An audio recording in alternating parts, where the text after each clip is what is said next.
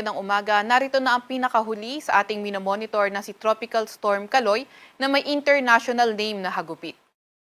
Narito ang ating pinakahuling satellite image kung saan kaninang alas 3 ng madaling araw huling namataan si Bagyong Kaloy sa layong 925 kilometers, silangan ng northeastern Mindanao. Nagtataglay ng lakas na hangin na 65 kilometers per hour at bugso na aabot sa 80 kilometers per hour. Kumikilo sa direksyong west-northwest sa bilis na 15 kilometers per hour. Samantalang etong si Bagyong Kaloy, wala namang direktang epekto sa ngayon sa kahit na anong parte ng ating bansa, pero mamayang gabi yung kanyang trough extension ay posibleng magdala ng mga paulan sa silangang bahagi ng Visayas at Mindanao. Samantalang meron tayong isa pang minomonitor na low pressure area sa labas naman ng ating Philippine Area of Responsibility. Kanina alas 3 na madaling araw, huli itong namataan sa layong 2,705 kilometers, silangan ng northeastern Mindanao. So etong low pressure area na ito, napakababa ng tsansa na maging isang ganap na bagyo. Hindi naman natin ito inaasahang papasok na ating Philippine Area of Responsibility at makakaapekto sa kahit na anong parte ng ating bansa. Samantalang easterlies naman o yung mainit na hangin galing karagatang Pasipiko ang nakakaapekto sa ating bansa. Inaasahan nga natin na ngayong araw sa Metro Manila at sa buong Luzon yung partly cloudy to cloudy skies condition at mga tsansa ng mga localized thunderstorms. Gayunpaman, by May 12 or by Tuesday, posibleng maging maulan sa may Albay, Sorsogon at Catanduanes. And pagdating ng Wednesday, Thursday, posible naman ang gumandang panahon sa mga nabanggit na lugar. Sa Metro Manila naman at nalalabing bahagi ng Luzon, at least in the next 3 to 5 days, same weather condition pa rin yung inaasahan natin na posibleng mainit at malinsangan morning until tanghali, and then by hapon hanggang sa gabi ay tumataas yung mga tsansa ng mga thunderstorms.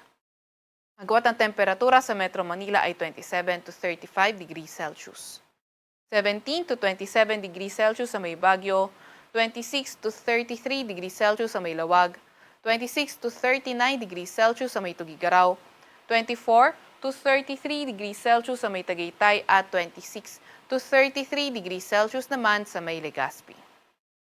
Agwat ng temperatura sa may Puerto Princesa ay 27 to 33 degrees Celsius at 26 to 33 degrees Celsius naman sa may Calayan Islands.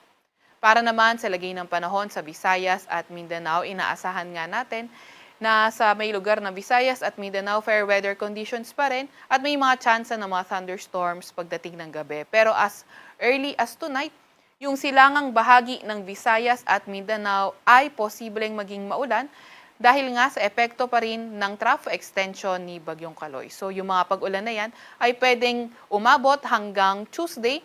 At pagdating naman ng Wednesday, Thursday, improving weather yung ating inaasahan.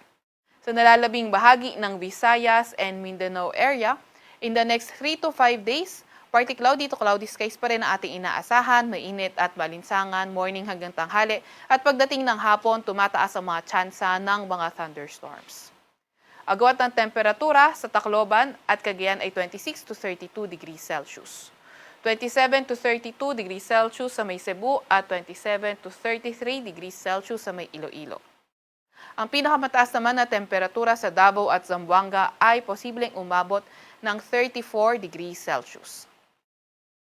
So ito naman yung inaasahan nating magiging track ni Kaloy. So throughout the forecast period ay posible pa ring tahakin itong si Kaloy ang west-northwest na direksyon. And then yung weakening trend nito ay posibleng magsimula mamayang hapon at gabi. At this afternoon or evening nga ay posibleng humina na itong si Kaloy into a tropical depression category. At pagdating ng Monday, posible itong mas humina pa at maging isa na nga lamang low pressure area.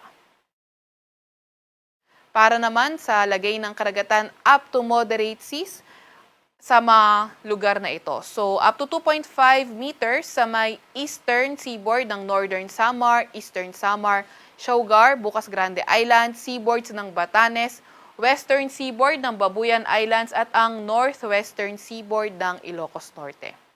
Up to 2 meters naman na wave height sa nalalabing bahagi or nalalabing seaboard ng Ilocos Norte at Babuyan Islands, eastern seaboards ng Cagayan, Isabela, Camarines Norte, Catanduanes, Albay, Sorsogon, Dinagat Islands, Surigao del Sur at Davao Oriental at ang northern seaboards ng Camarines Sur, Catanduanes at Northern Samar. Kaya yung mga motor bangkas or yung mga maliliit na sasakyang pandagat ay mag-ingat kapag papalaot sa ganitong klaseng kondisyon at kung maaari ay i-avoid na nga nating bumaybay sa karagatan kapag ganito yung sitwasyon. Atin nga muna ang pinakahuli kay Bagyong Kaloy.